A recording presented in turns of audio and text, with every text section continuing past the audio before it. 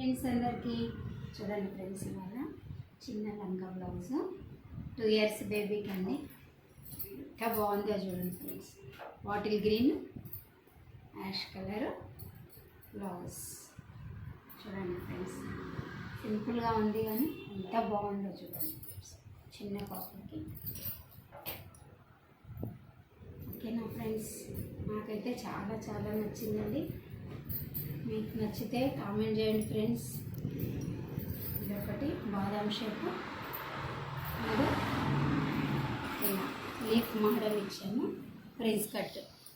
ఈ బ్లౌజెస్ అన్నీ ఓకే మేడంవి, చాలా చాలా బాగున్నాయని ఇంతకుముందు స్టిచ్ చేయించిందండి.